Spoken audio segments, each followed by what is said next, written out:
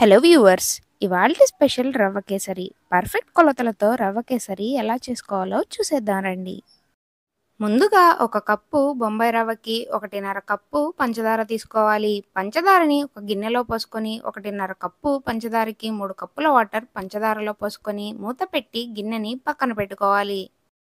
Stove పైన pan పెట్టుకొని అందులో ఒక స్పూన్ నెయ్యి వేసుకొని నెయ్యి కరిగిన తర్వాత 20 గ్రాముల పచ్చి కొబ్బరి ముక్కలు నేతిలో వేసుకొని కొబ్బరి ముక్కలు గోల్డెన్ బ్రౌన్ కలర్ వచ్చేంత వరకు వేయించుకోవాలి. కొబ్బరి ముక్కలు వేగిన తర్వాత బౌల్లోకి తీసేసుకొని అందులోనే కిస్మిస్ జీడిపప్పు వేసి బ్రౌన్ కలర్ వచ్చేంత వరకు వేయించుకొని తీసేసుకోవాలి.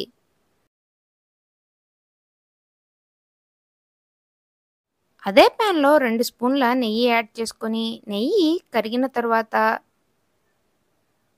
ఒక కప్పు బొంబాయి రవ్వ నేతిలో వేసుకొని రవ్వ బ్రౌన్ కలర్ వచ్చేంత వరకు వేయించుకోవాలి.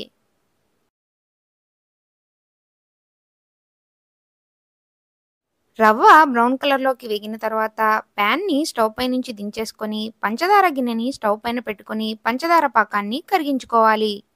పంచదార కరిగిన తరువాత అందులో చిటికెడు కుంకుమ పువ్వు, కొద్దిగా యెల్లో ఫుడ్ కలర్, ఒక స్పూన్ యాలకుల పొడి వేసుకొని కలిపి పంచదార పాకాన్ని తిరగబడనివ్వాలి.